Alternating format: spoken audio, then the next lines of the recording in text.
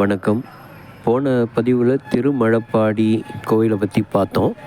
அங்கிருந்து 17 கிலோமீட்டர் தொலைவில் கீழப்பழூர் இருக்குது. அந்த கோயிலை நோக்கி இப்போ பயணம் பண்ணிக்கிட்டு இருக்கேன். தேவார பாடல் பெற்ற சிவன் கோவில்களில் அந்த கீழப்பழூர் கோயிலும் ஒன்று. இறைவன் ஆலந்துறையார் அப்படின்னு சொல்லுவாங்க. அம்மன் அருந்தவ நாயகி. இன்றைக்கி தைப்பூச திருவிழா நடந்துக்கிட்டு இருக்குது. நான் ஒரு கிராமத்தில் இருந்துக்கிட்டு தான் ரெக்கார்ட் பண்ணுறேன். அதனால் சைடில் கொஞ்சம் பேக்ரவுண்டு கேட்கலாம்.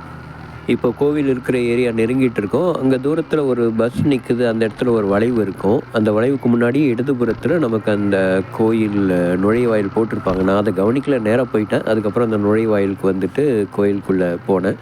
கொஞ்சம் திருப்பணிகள் நடக்கிறதுனால இப்போ அந்த கேட்டுக்குள்ளே அலோவ் பண்ணுறதில்ல, பூட்டியிருப்பாங்க. நுழைவாயிலுக்கு பக்கத்துலேயே நமக்கு பூக்கடைங்க, தேங்காய், வெத்தலைப்பாக்கு எல்லாமே கிடைக்குது.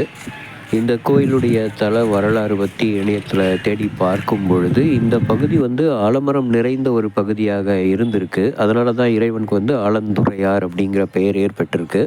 புராண காலங்களில் இந்த இடத்துக்கு யோகவனம் அப்படிங்கிற ஒரு பெயர் இருந்திருக்கு. கைலாயத்தில் ஒரு முறை அன்னை பார்வதி தேவி விளையாட்டாக சிவனின் கண்களை பொத்தி இருக்கிறாங்க. சிவனின் இரு கண்களாக சூரியனும் மற்றும் சந்திரனும் கருதப்படுது. இதனால் உலகின் ஒளி நின்று இருண்டு விட்டதாக ஒரு நிகழ்வு ஏற்பட்டிருக்கு.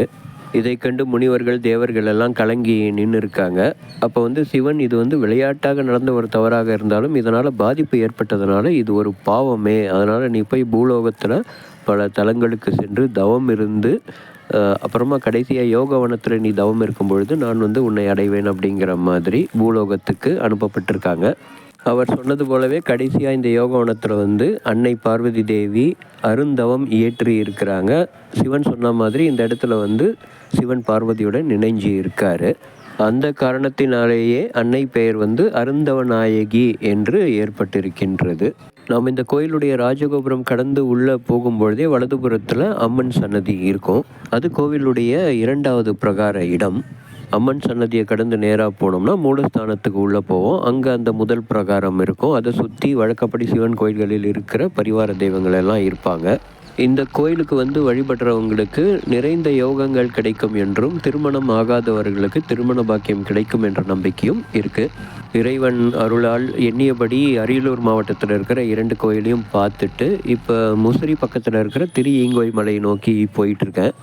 திரு ஈங்கோய் மலையில் இருக்கும் சிவனையும் அன்னையும் சிறப்பாக தரிசனம் பண்ணிவிட்டு வீட்டுக்கு கிளம்ப போகிறேன். மீண்டும் அடுத்த பதிவில் சந்திப்போம். நன்றி, வணக்கம்.